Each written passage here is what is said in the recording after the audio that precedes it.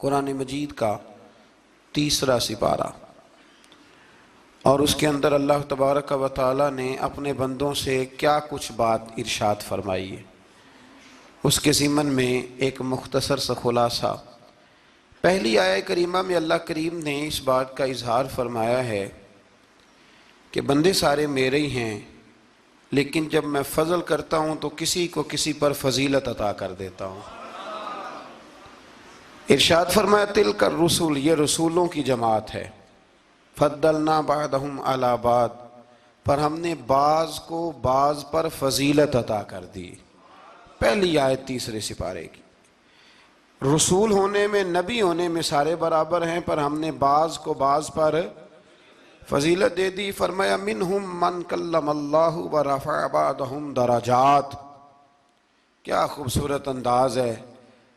ارشاد فرمایا جا رہا ہے کہ ان میں سے کچھ ایسے ہیں جن سے اللہ نے کلام فرمایا ہے، اور بعض ایسے ہیں جنہیں اللہ نے درجوں میں اس سے بھی زیادہ بلندی عطا فرما دی۔ کوئی رہ فلک کو تیار گیا تے کوئی جا سدرات ہار گیا، ایک کالیاں زلفاں والا سی جڑا لنگر شاہ تو بھی پار گیا۔ انداز دیکھیے، فرمایا کچھ سے کلام کیا اور کچھ کو پھر میرے رب نے درجوں میں اور بلندی عطا فرما دی۔ اب اللہ جس کو بلندی عطا کرے وہ کتنی بلندی پہ گیا ہے اس کا کوئی اندازہ کر سکتا نہیں۔ تو میرے اللہ نے بھی نہ بات کھلی چھوڑ دی، فرمایا چلو حساب لگاتے رہو۔ اعلیٰ حضرت فرماتے ہیں کمان امکان کے جھوٹے نکتوں، تم اول اور آخر کے پھیر میں ہو، محیط کی چال سے تو پوچھو وہ کدھر سے آئے اور کدھر گئے تھے۔ وہ تو بات بڑی دور نکل گئی، تم ابھی تک اس چکر میں ہو کہ کہاں سے آئے اور کہاں گئے۔ محمد سر وحدت ہے، کوئی رمز ان کی کیا جانے، شریعت میں تو بندے ہیں حقیقت میں خدا جانے۔ اور نہ حلیمہ بید کھلا ہے یہ، نہ مقام میں چونو چراں ہے یہ، تو خدا سے پوچھ وہ کون تھے تیری عظمتیں جو بڑھا گئے۔ لباس آدمی پہنا تو جہان آدمی سمجھا، وہ مزمل بن کے آئے تھے تجلی بن کے نکلیں گے۔ تو پہلی آیت میں ہی اللہ تعالیٰ نے اپنے انبیاء کی اور اپنے محبوب کی عظمت کو بیان فرمایا ہے۔ پھر اللہ تبارک و تعالیٰ نے اس سے اگلی آیات کے اندر اپنی راہ میں خرچ کرنے کا حکم دیا، اور پھر آگے بڑھ کے نا اللہ تبارک و تعالیٰ نے اسی پارے میں وہ عظیم آیت ارشاد فرمائی جسے آیت الکرسی کہا جاتا ہے۔ آیت الکرسی میں اللہ تعالیٰ کی عظمتوں کا بیان ہے، شانوں کا بیان ہے، بلندیوں کا بیان ہے، اور اس کے کمال اختیار اور کمالات کا بیان ہے۔ اور یہ وہ خوبصورت آیہ کریمہ ہے آیت الکرسی۔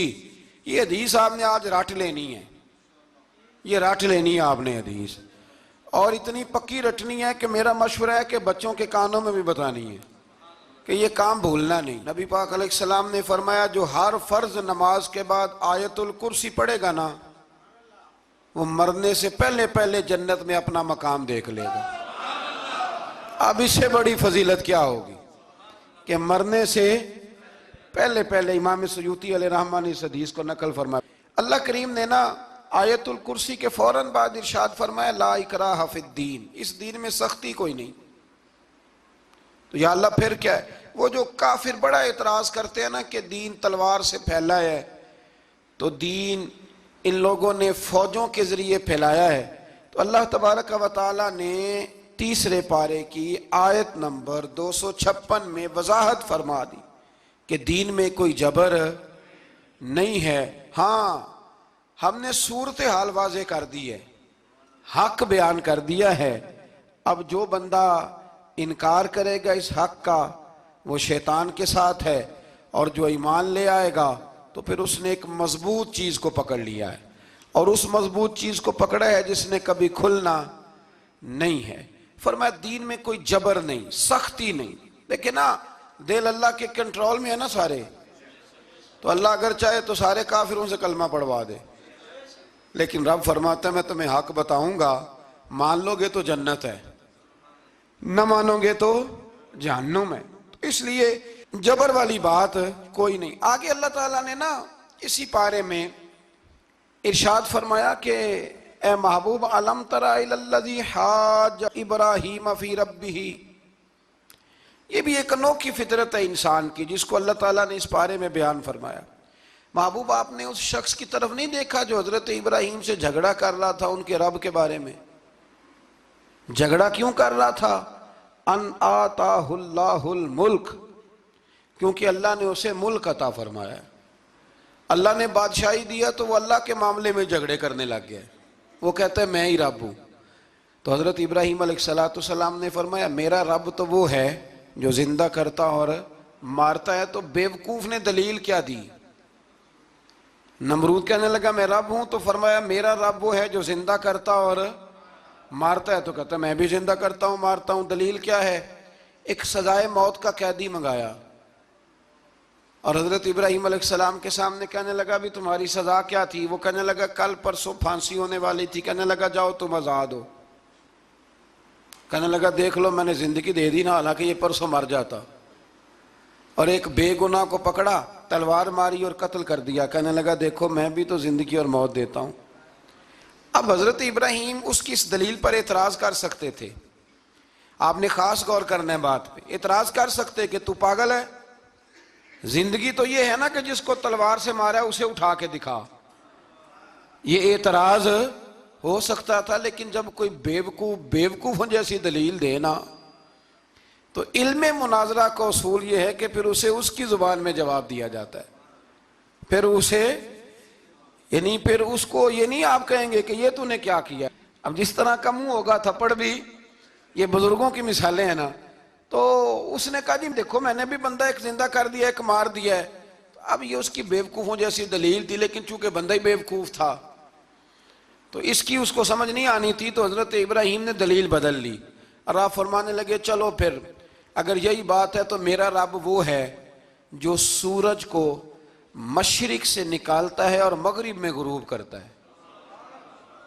تو اگر رب ہے نا تو اس طرح کر فاتی بہا من المغرب، تو اسے مغرب سے نکال، چل یہ تو نے زندہ مردہ کر کے دکھا دیا نا، تو مغرب سے نکال۔ فبہت الذی کفر، تو کافر پریشان ہو گیا، اس لیے کہ وہاں سے نکال سکتا نہیں تھا۔ تو جب آپ کسی سے گفتگو کرتے ہیں نا تو الجھے نہیں، بات ایسی کریں جس کا کوئی جواب موجود نہ ہو۔ یہاں مفسرین نے ایک بڑی شاندار بات لکھی ہے، مفسرین کہتے ہیں کہ اگر وہ یہ کہہ دیتا نا یہاں پہ، کیونکہ بیوقوف تھا نا کہہ نہیں سکا، اگر کہہ دیتا نا کہ مشرق سے تو میں نکالتا ہوں، تو آپ اپنے رب سے کہیں وہ مغرب سے نکالے، تو مفسرین کہتے ہیں اگر حضرت ابراہیم فرما دیتے نا تو رب کریم نے سورج مغرب سے بھی نکال دینا تھا، لیکن فبہت الذی کفر، وہ یہیں پہ نہ رہ گیا۔ اللہ کے بندے ہیں نا، امام اعظم ابو حنیفہ رحمت اللہ علیہ کے سامنے ایک دہری آ گیا، وہ کہتا تھا کہ ساری مخلوق خود بخود بنی ہے، تو امام صاحب نے بھی علم مناظرہ کے ساتھ اس کے ساتھ گفتگو کی، وہ کہنے لگا جی خود بن گیا سارا کچھ، تو امام صاحب کہنے لگے چل چھوڑ کل بات کریں گے تیرے ساتھ۔ وہ کل دوبارہ آیا تو امام اعظم دریا کے کنارے کھڑے تھے، کہنے لگا امام صاحب بڑے پریشان کھڑے ہو، تو آپ فرمانے لگے پریشان اس لیے ہوں کہ میں نے عجیب ہی نظارہ دیکھا ہے، ابھی ابھی ایک درخت خود بخود کٹا ہے اور خود بخود اس کے تختے بن گئے، خود بخود رندہ چلا ہے، خود بخود کشتی بن گئی ہے، خود بخود دریا میں اتری ہے، اور خود بخود کچھ بندوں کو ادھر لے کے آنے لگ گئی ہے، کچھ کو یہاں سے ادھر لے کے جانے لگ گئی ہے، سارا کچھ خود۔ وہ کہنے لگا حضور سیانے بیانے بندے ہیں، کبھی کشتی بھی خود بخود بنی ہے، کبھی بندے خود بخود ادھر سے ادھر بھی گئے ہیں۔ آپ فرمانے لگے کشتی خود بخود نہیں بن سکتی تو اتنی بڑی کائنات خود بخود کیسے بن گئی؟ اور اگر بندے ادھر سے ادھر خود بخود نہیں آ سکتے تو بتا یہ سورج اور چاند خود بخود ادھر سے ادھر کیسے روز چلے جاتے ہیں؟ تھوڑی دیر چپ رہا، پھر آ کے امام اعظم کے ہاتھ چومے اور کہنے لگا آپ نے تو کمال کر دیا، میرا ذہن صاف ہو گیا، مجھے کلمہ پڑھائیں، میں بھی مدینے والے محبوب کا غلام بن جاتا۔ تو پکی دلیلوں کے ساتھ گفتگو کرتا ہے قرآن پاک، پکی دلیلیں۔ یہ آیت سبق یہ دیتی ہے کہ آپ کسی سے بات کریں تو اب چونکہ سپارہ لمبا ہے بات رہ نہ جائے، پر یہ مضمون اتنا شاندار ہے کہ میرا یہاں رکنے کو دل کرتا ہے۔ وہ ہمارا نظریہ یہ ہے کہ امام کے پیچھے سورۃ فاتحہ نہیں پڑھنی،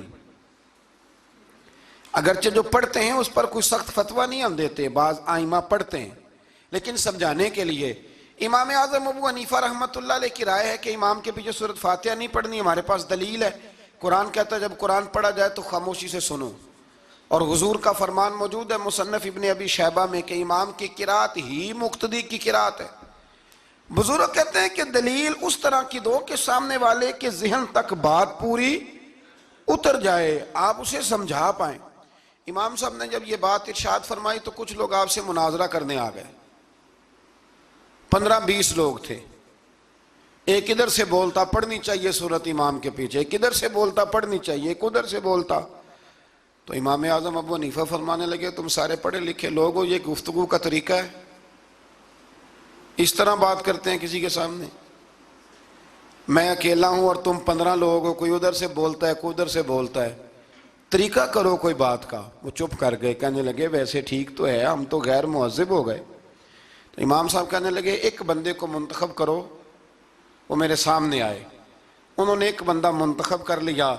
وہ کہنے لگا جناب یہ ہمارا نمائندہ ہے، یہ اگر جیت گیا تو ہم سارے جیت گئے، یہ اگر ہار گیا تو ہم سارے. تو امام صاحب کہنے لگے کیوں منتخب کیا؟ کہنے لگے جی سارے بولیں گے تو سمجھ نہیں نہ آئے گی کوئی کیا کہہ رہا ہے، کوئی کیا کہہ رہا ہے، کوئی کہاں ہے کوئی کہاں ہے. تو امام صاحب کہنے لگے میرا بھی مسئلہ یہی ہے، ایک الحمدللہ رب العالمین پہ ہے اور دوسرا صراط الذین انعمت علیہم پہ ہے. تو میں بھی کہہ رہا ہوں کہ جو امام آگے لگا لیا نا اس پر اعتبار کرو، اس پر اعتبار کرو. تو دلیل وہ دیں کہ جو دلیل سامنے والے کے ذہن میں اتر جائے. چلیں جی تھوڑا آگے چلتے ہیں. اللہ کریم نے نا آگے ایک اور مثال بیان کی. یہ جو بہت سارے لوگوں کے دلوں میں خیال آتا ہے نا قبروں میں جائیں گے ہڈیاں گل جائیں گی سڑ جائیں گی تو کیسے اٹھیں گے، تو اسی پارے کی آیت نمبر 259 میں اللہ تعالیٰ نے ہمارا وہ مسئلہ بھی حل کیا اور 2 واقعات تفصیل کے ساتھ تیسرے پارے میں بیان فرمائے. اللہ کریم فرماتے ہیں کہ کیا آپ نے اس شخص کو نہیں دیکھا کہ جو ایک ایسی بستی پر سے گزرا وَهِيَ خَاوِيَةٌ عَلَىٰ عُرُوشِهَا، جو اپنی چھتوں کے بل گری پڑی تھی، یعنی بستی تباہ ہو گئی تھی. وہ آدمی وہاں سے گزرا، وہ حضرت عزیر علیہ السلام تھے. بہت سارے مفسرین کے نزدیک بعض نے یہ لکھا ہے کہ چونکہ یہاں اللہ نے کسی کا ذکر نہیں کیا تو ہم بھی کسی کو مخصوص نہیں کرتے، لیکن کثیر کی تعداد یہ ہے کہ حضرت عزیر تھے. آپ گزرے ایک بستی میں تو آپ نے دیکھا کہ وہ بستی تباہ حال ہو گئی ہے اور زمین پلٹ دی گئی ہے، چھتوں کے اوپر لوگ مرے ہوئے پڑے ہیں. تو آپ کے دل میں خیال آیا کہ یا اللہ تو انہیں کیسے زندہ کرے گا بعد موتہا، مرنے کے بعد. خیال آیا، اللہ کریم نے نا انہی پہ موت طاری کر دی، حضرت عزیر علیہ السلام پہ. ان کے پاس تھوڑا سا کھانا تھا، ایک گدھا تھا، درخت کے نیچے لیٹ گئے گدھے کو باندھ کے. اللہ تعالیٰ نے ان پر نیند طاری کی اور وہ 100 سال تک سوتے ہی رہے. وہ بے آباد بستی آباد ہو گئی، وہاں شہر آباد ہو گیا، دنیا آباد ہو گئی، زمانہ آباد ہو گیا. آپ جب سوئے تو آپ کی عمر مبارک 40 سال تھی. 100 سال کے بعد اٹھے، ثم بعثا، جب اٹھے قال کم لبثت، اللہ نے فرمایا کتنی دیر سوئے؟ قال لبثت یوما او بعد یوم، کہنے لگے یا ایک دن سویا ہوں یا دن کا تھوڑا سا حصہ. تو رب کریم نے فرمایا نہیں، آپ تو 100 سال تک سوئے رہے. فرمایا وہ دیکھو ذرا گدھے کی طرف. وہ گدھا جو تھا نا ان کا وہ گل سڑ گیا، ہڈیاں بکھر گئیں، اور وہ جو کھانا تھا نا پھل تھے، شربت تھا، سالن تھا، اس کا حال یہ ہے کہ لم یتسنہ، وہ باسی بھی نہیں ہوا. یہ ہے میرے رب کی قدرت. جس نے پہلے گل سڑ جانا تھا وہ باسی بھی نہیں ہوا، اور وہ گدھا اس کی ہڈیاں بھی بکھر گئیں. تو رب کریم نے فرمایا سمجھ آئی ہے میں مردے کیسے زندہ کروں گا؟ عرض کی یا اللہ ایسی سمجھ آئی ہے جو کبھی بھولے گی بھی نہیں. 100 سال تک سوئے رہے. یہ بڑا لطیف واقعہ ہے. حضرت عزیر علیہ السلام اٹھ کے نا تو اپنے گھر گئے تو کوئی پہچانتا ہی نہیں تھا. ایک بوڑھی اماں جس کی عمر بہت زیادہ ہو گئی تھی اس کو جا کے سلام لی تو آپ فرمانے لگے اس اماں سے یہ عزیر کا گھر ہے؟ تو اماں فرمانے لگی ہاں ہے تو عزیر کا، لیکن وہ تو 100 سال پہلے غائب ہوئے، دوبارہ آئے ہی نہیں. آپ فرمانے لگے اماں میں ہوں عزیر. اماں کہنے لگی کہ عزیر کی تو ہر دعا قبول ہوتی تھی، اگر آپ عزیر ہیں نا تو دعا کریں، میری ٹانگیں جواب دے گئی ہیں، آنکھوں سے نظر نہیں آتا، آپ دعا کریں اگر آپ واقعی عزیر ہیں تو اللہ مجھے شفا دے دے گا۔ تو حضرت عزیر نے دعا کی تو رب نے انہیں شفا دے دی۔ حضرت عزیر کی عمر اس وقت بھی 40 سال تھی، حضرت عزیر کی عمر جب گئے تب بھی، واپس آئے تو، اور حضرت عزیر کا بیٹا ان سے ملا تو اس کی عمر 118 سال تھی، پوتے بھی بوڑھے تھے۔ لوگوں نے حضرت عزیر علیہ السلام سے کہا یہ کیا ہے؟ فرمانے لگے یہ میرے اللہ کی قدرت ہے، یہ میرے رب کی قدرت ہے۔ آج بھی آپ دیکھ لیں کہ کچھ لوگوں کے بال ساری زندگی سفید نہیں ہوتے، اور کچھ 17 سال کے 16 سال کے نوجوان ہیں تو سارا سال ان کا سفید ہو جاتا ہے، علامات وہ آ جاتی ہیں جو بوڑھوں میں ہوتی ہیں۔ تو اللہ تبارک و تعالیٰ نے فرمایا کہ یہ ہماری قدرت ہے، اس طرح کر کے ہم مردوں کو زندہ کریں گے۔ جب مومن قبروں سے اٹھیں گے نا، مومن آنکھ کھلے گی تو کہیں گے سویرا ہو گیا، جیسے ابھی سوئے تھے نا، کہیں گے دن چڑھ گیا، تو اللہ فرمائے گے ہاں دن بھی چڑھ گیا ہے اور رب رسول کے دیدار کا نظارہ بھی تمہیں دیا جائے گا، اٹھو بڑی شاندار صبح ہوئی ہے۔ اور کافر جب اٹھے گا تو کہے گا اوہو اب میرے لیے کیا نئی سزا ہے۔ تو اس سے بالکل آگے متصل حضرت ابراہیم علیہ السلام کا وہ واقعہ اسی پارے میں ذکر کیا گیا ہے۔ جب حضرت ابراہیم علیہ السلام نے کہا تھا کہ اے اللہ مجھے دکھا تو مردے کیسے زندہ کرے گا، تو رب کریم نے فرمایا یقین نہیں، عرض کی یا اللہ اطمینان قلبی کے لیے۔ ایک علم الیقین ہوتا ہے، ایک عین الیقین ہوتا ہے، ایک حق الیقین ہوتا ہے۔ کہا یا اللہ میں اطمینان قلبی کے لیے، تو اللہ نے فرمایا 4 پرندے لے لو۔ حضرت ابراہیم علیہ السلام نے 4 پرندے لیے، کچھ نے لکھا ہے کوا تھا، مور تھا، مرغی تھی، کبوتر تھا، مختلف نام آئے۔ وہ 4 پرندے لیے، پھر ان کو ذبح کیا، پھر ان کا قیمہ بنایا، پھر گوشت ایک دوسرے میں مکس کیا، پھر 4 مختلف پہاڑیوں پہ رکھا۔ اللہ نے فرمایا مکس ہو گئے نا آپس میں، اب تم آواز دو۔ حضرت ابراہیم نے آواز دی اور رب نے زندگی دی، اور وہ پرندے اپنی ٹانگوں پر چلتے ہوئے حضرت ابراہیم کے پاس آ کے کھڑے ہوئے۔ تو فرمایا ابراہیم جس طرح ان کو زندہ کیا نا، اسی طرح پھر قبروں سے میں ہڈیاں بھی زندہ کر کے نکال دوں گا۔ میں ایک فلسفی کو پڑھ رہا تھا، یہ ہمارے جدید دور کے فلسفی بڑے عجیب باتیں کرتے ہیں۔ وہ کہتے ہیں جی ہوا ایسی چلتی ہے کہ انسان قبر میں ہوتا ہے تو ہڈیاں گل سڑ جاتی ہیں تو کوئی بھی نہیں بچتا، اور پھر آپ کہتے ہیں کہ کچھ کو عذاب ہوتا ہے کچھ کو ثواب ہوتا ہے۔ تو قبر کے اندر جب مردے چلے گئے تو آپ یہ بھی کہتے ہیں بعض لوگ کہ ایک قبر سے 70 اٹھیں گے تو ایک کو عذاب ہو رہا ہے ایک کو ثواب ہو رہا ہے، یہ کیا ماجرا ہے؟ ہمارے بزرگوں نے جواب دیا ہے، ہمارے بزرگوں نے یہ جواب دیا ہے کہ یہ ہوائیں، یہ فضائیں، یہ ساری اللہ کی قدرت ہے۔ ہر آدمی کو ٹھنڈ لگ جاتی ہے سردیوں کے موسم میں۔ میں نے کچھ ایسے بندے دیکھے ہیں، بلکہ کوئی مجھے کہے گا تو میں دکھا دوں گا، ساری سردیاں سویٹر نہیں پہنتے، پھر فوت ہو جاتے ہیں۔ اور کئیوں نے 6 پہنے ہوتے ہیں، پھر بھی دانت کے ساتھ دانت بج رہا ہوتا ہے، وہ کہتے ہیں توبہ توبہ بڑی ٹھنڈ ہے۔ یہ بھائی آب و ہوا ایک ہی ہے، لیکن وجود کے اثر قبول کرنے کے معاملات بھی اور ہی ہیں۔ یہی معاملہ قبر میں ہوگا۔ دیکھیں نا حضرت عزیر علیہ السلام کے گدھے نے بھی آب و ہوا لکھی اور کھانے نے بھی، تو گدھا گل سڑ گیا پر کھانا گلا سڑا۔ دوسری بات یہ کہ قبر میں بندے اکٹھے ہیں تو کسی کو عذاب تو کسی کو ثواب۔ تو امام جلال الدین سیوطی رحمۃ اللہ علیہ فرماتے ہیں 2 بھائی اگر ایک پلنگ پہ سوئے ہوں تو ایک خواب میں لاہور ہوتا ہے دوسرا پشاور ہوتا ہے، سوئے کہاں ہوتے ہیں؟ اکٹھے ایک پلنگ پہ۔ وہ ایک کہتا ہے میں رات کو لاہور تھا، اور دوسرا کہتا ہے نہیں تو غلط کہہ رہا ہے میں تو پشاور تھا، تو ہوتے کہاں ہیں؟ تو اگر ایک جگہ پہ آپ موجود ہیں اور اللہ تبارک و تعالیٰ نے آپ کو روحانی طور پر کہیں کا کہیں پہنچا دیا ہے، تو اسی طرح قبروں میں بھی اگر کسی کو عذاب ہوگا تو ہو ہی جائے گا، اللہ معاف کرے، اور اگر کسی پہ رحمت ہوگی تو وہ بھی انشاءاللہ ہو ہی جائے گی۔ تھوڑا سا آگے بڑھتے ہیں۔ پھر اللہ تبارک و تعالیٰ نے نا اپنی راہ میں خرچ کرنے کی بات ارشاد فرمائی، فرمایا اگر تم میری راہ میں خرچ کرو گے تو میں تمہیں 700 گنا کر کے واپس کروں گا۔ اللہ کی راہ میں خرچ کریں گے تو کتنا ملے گا؟ یہاں بھی معاملہ یقین کرنے کا ہے۔ قوم کو یقین آ جانا کہ ڈبل ہو جائیں گے تو ساری قوم لٹ جاتی ہے. اگر اتنا یقین ہو جائے نا ڈبل ہو جائیں گے تو لٹ جاتی ہے. تو اگر یہ بھی یقین ہو جائے نا کہ 700 گنا ہو جائیں گے تو پھر بھی میرا خیال یہ ہے کہ قوم لٹنے کو تیار ہو سکتی ہے.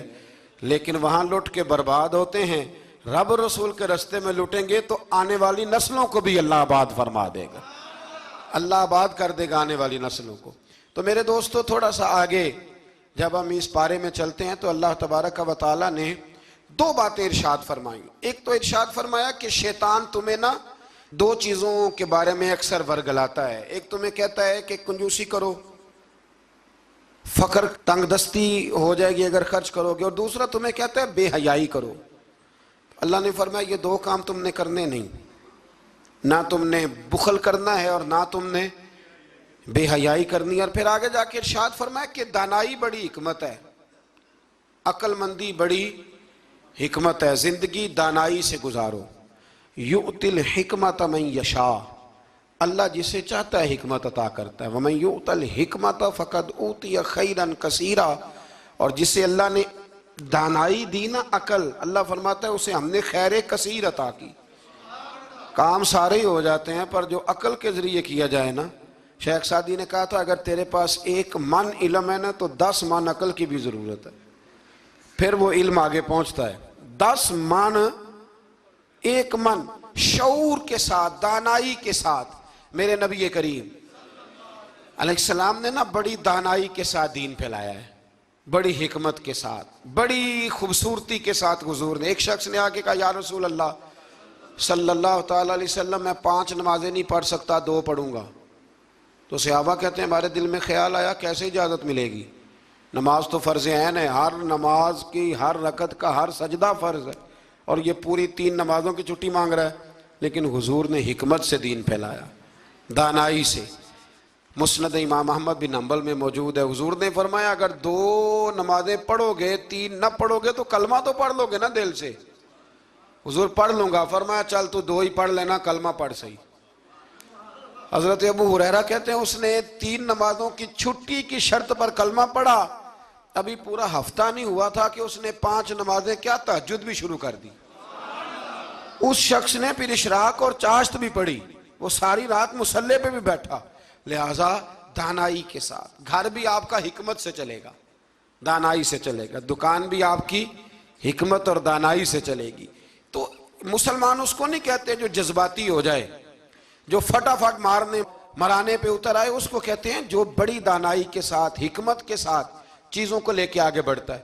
پھر اللہ تبارک و تعالیٰ نے نا 5ویں سے 6ٹھے رکوع میں سود کی حرمت بیان کی. اور اللہ کریم نے فرمایا کہ یہ جو لوگ کہتے ہیں نا کہ سود بھی تجارت کی طرح ہی ہے, یہ بھی تو کاروبار ہی ہے, فرمایا قیامت کے دن یہ اس طرح کھڑے کیے جائیں گے جس طرح کسی کو شیطان چھو لینا. شیطان چھوتا ہے تو وہ آدمی یوں ہو جاتا ہے جیسے پاگل ہو گیا ہے. تو ان لوگوں کو جو سود اور کاروبار کو ایک کہتے ہیں, انہیں بھی قیامت میں پاگلوں کی طرح کھڑا کیا جائے گا. اور پھر اللہ تعالیٰ نے حکم دیا, فرمایا سود چھوڑ دو جو باقی رہ گیا ہے, اس سے جان چھڑا لو. اور اگر تم نے ایسا نہ کیا فَإِن لَمْ تَفْعَلُوا, اگر تم نے ایسا نہ کیا فَأْذَنُوا بِحَرْبٍ مِّنَ اللَّهِ وَرَسُولِهِ, پھر اللہ اور اس کے رسول سے جنگ کرنے کے لیے تیار ہو جاؤ. طویل ترین آیت قرآن مجید کی, آیت نمبر 282. اس میں اللہ تعالیٰ نے فرمایا جب بھی تم نے لین دین کرنا ہے اسے لکھنا ہے. ایک لفظ سے نا مجھے تو کئی دفعہ چڑی ہو جاتی ہے, وہ لفظ ہے کہ مجھے اعتبار ہے. میں کہتا ہوں کہ وہ والدین بڑے ظالم ہیں جو کہتے ہیں مجھے جوان بچی اکیلی کالج جاتی ہے تو مجھے اعتبار ہے. جوان بچے کو 10-20 ہزار روپیہ جیب میں ڈال کے گلی میں بھیج دیتے ہیں اور کہتے ہیں مجھے اعتبار ہے. اسی طرح وہ لوگ بھی بڑے ظلم کرتے جو اپنے بھائی کے ساتھ لین دین کرتے ہیں, تحریر نہیں کرتے اور کہتے ہیں مجھے اعتبار ہے. اللہ کو بھی تو اعتبار ہے نا اپنے بندوں پہ. تو رب فرماتا ہے میرے بندو جب لین دین کرو تو اسے لکھ لو. یہ قرآن کا حکم ہے, یہ میرے رسول کی سنت ہے, یہ میرے نبی کا طریقہ ہے. جب بھی لین دین کریں اسے تحریر کریں, اسے طے کریں, اچھے طریقے سے نوٹ کریں, تاکہ وہ کسی جگہ پہ جا کے بھی کوئی معاملہ بھی کمزوری کا باعث نہ بنے. تو اس آیہ کریمہ میں اللہ کریم نے یہ بھی ارشاد فرمایا کہ للہ ما فی السماوات و ما فی الارض، آگے جا کے فرمایا کہ زمین آسمان میں جو کچھ بھی ہے ان سب کا مالک اللہ ہے. ہمیں اللہ نے جو کچھ دیا نا وہ استعمال کرنے کے لیے دیا ہے. اگر ہم مالک ہوتے تو قیامت میں حساب نہ دیتے. مالکوں نے کبھی حساب نہیں دیا، حساب تو منشی دیتے ہیں. اللہ نے ہمیں استعمال کرنے کے لیے چیزیں دی ہیں، اس لیے اللہ فرماتا ہے ثم لتسألن یومئذ عن النعیم، قیامت میں نا میں تم سے ایک ایک نعمت کے بارے میں سوال کروں گا. تو یہ ساری امانتیں ہیں اللہ کی. جتنا کچھ ہمارے پاس ہے، وہ کوئی بھی صلاحیت ہو، کوئی بھی قوت ہو، تو اس کو صحیح صحیح استعمال کریں امانت کو. پھر میرے عزیز، اللہ تبارک و تعالیٰ نے نا اس سورہ مبارکہ کے آخر میں ہمیں ایک دعا سکھائی ہے. وہ بڑی شاندار دعا ہے. ہر چیز طلب کرتی ہے کہ اس کو پڑھا جائے، دیکھا جائے، پر اس دعا کے آخری لفظ یہ ہیں واعف عنا، اللہ ہم سے درگزر فرما. اور آخری لفظ یہ ہیں کہ واغفر لنا، اللہ ہمیں بخش دے، وارحمنا، اور اللہ ہم پہ رحم فرما، اس لیے کہ انت مولانا، تو ہی ہمارا مددگار ہے. فانصرنا علی القوم الکافرین، اللہ کافروں کے مقابلے ہمیں ہماری مدد فرما. تو پھر آگے سورہ آل عمران شروع ہوتی ہے. سورہ آل عمران کے بالکل ابتدا میں اللہ کریم نے فرمایا کہ قرآن پاک میں دو قسم کی آیات ہیں. کچھ آیات بالکل واضح ہیں اور کچھ آیات ایسی ہیں کہ جو متشابہ ہیں، جن کو سمجھنے کی ضرورت ہے. تو فرمایا جن کے دلوں میں کجی ہے نا، کھوٹ ہے، وہ متشابہ آیات کے پیچھے جاتے ہیں. کچھ آیات بالکل واضح ہیں، کچھ کو سمجھنے کی ضرورت. تو دو لوگ قرآن پڑھ پڑھ کے فساد برپا کرتے ہیں، یہ وہ لوگ ہیں جو متشابہات کے پیچھے لگتے ہیں، واضح آیات کی طرف نہیں جاتے. ہمارے زمانے میں بھی ہم دیکھتے ہیں کہ قوم یہ جو واضح آیات ہیں ان پر عمل نہیں کرتی، بلکہ کچھ ایسی آیات، کچھ ایسی باتیں جن کو بڑی گہرائی اور گہرائی سے سمجھنے کی ضرورت ہے وہ لے کے آ جاتی ہیں. کہتے ہیں یہ فلسفہ بیان کریں. تو میں کہا کرتا ہوں جو سیدھی سیدھی چیزیں ہیں پہلے ان پہ عمل کر لو نا. نمازیں 5 فرض ہیں، وہ پہلے پڑھو نا. ماں باپ کی خدمت فرض ہے، وہ کرو. حق سچ بولو، حلال روزی کھاؤ، جو ہے وہ دیانتداری کا مظاہرہ کرو. تو یہ کام کرو نا. پھر آگے فلسفے میں بھی چلے جائیں گے، پھر منطق کی باتیں بھی چھیڑ لیں گے. تو جو واضح واضح چیزیں ان پر تو عمل کر لیں. وہ باریکیوں میں جانا، پہیلیاں جو ہے وہ بجھانا اور بڑی بڑی عجیب باتیں کرنا، ان سے نکلیں. اللہ تبارک و تعالی ہمیں سمجھنے کی توفیق عطا کرے. پھر اس سے آگے جا کے نا تو اللہ تبارک و تعالی نے اسی آیہ کریمہ کے اندر حضرت مریم کا ذکر فرمایا ہے.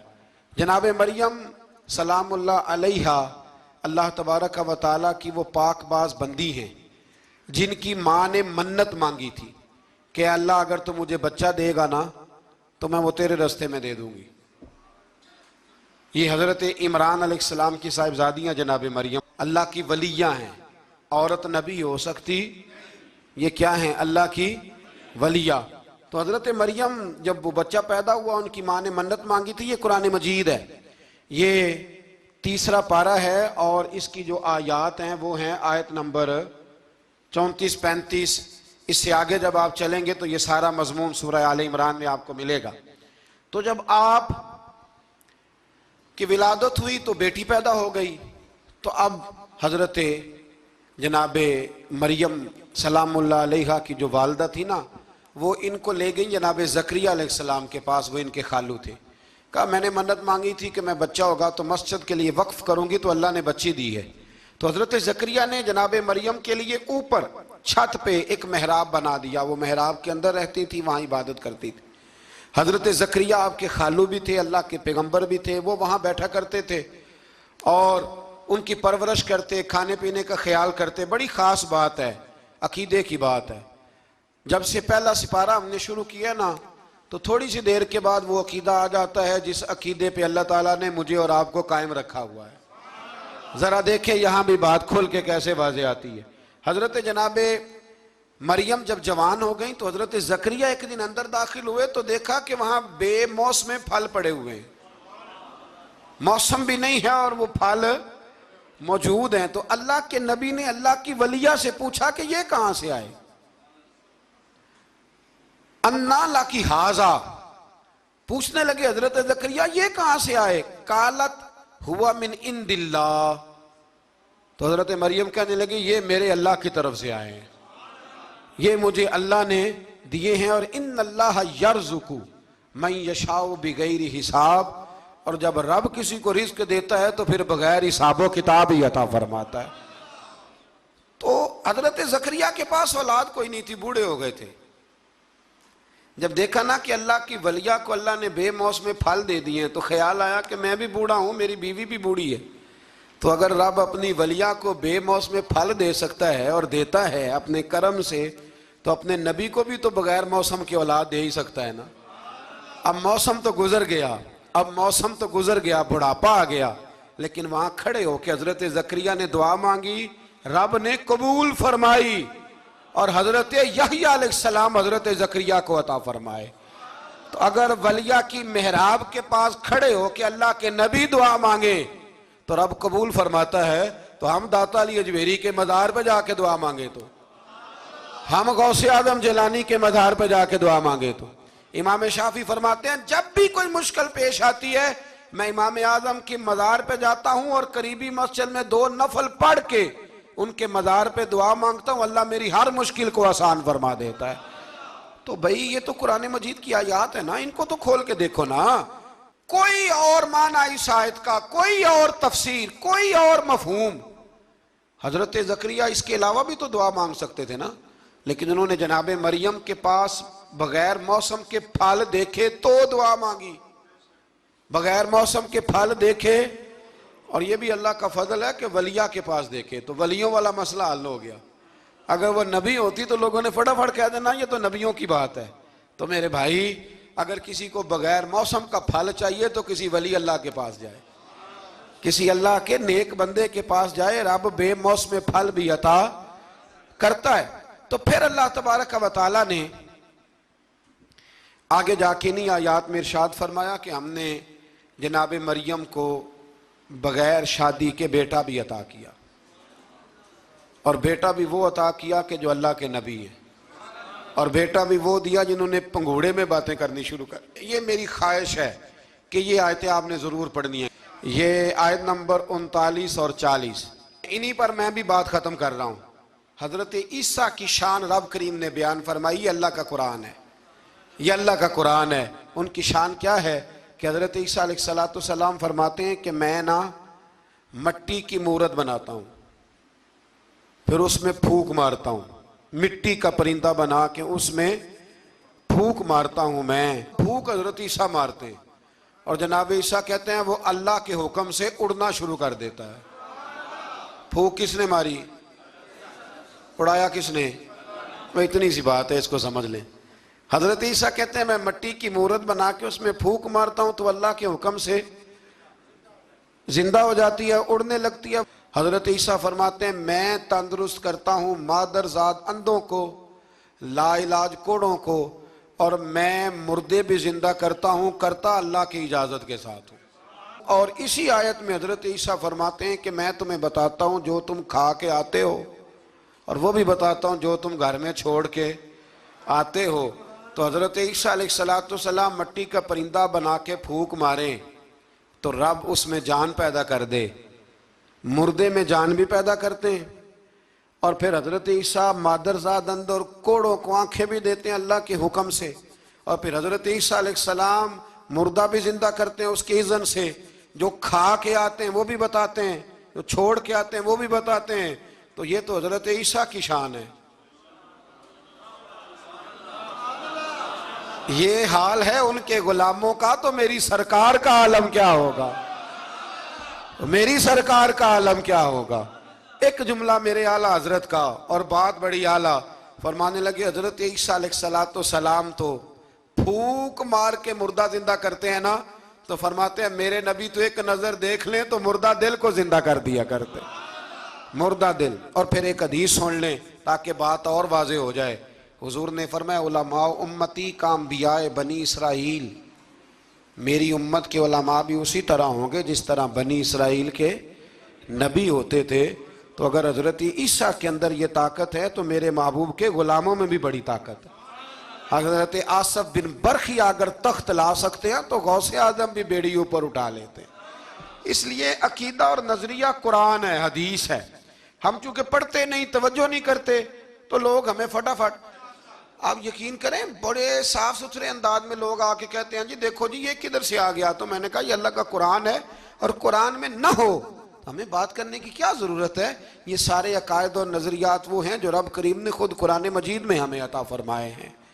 اللہ آپ کو خوش رکھے، بابرکت رکھے. آخر دعوانا الحمد.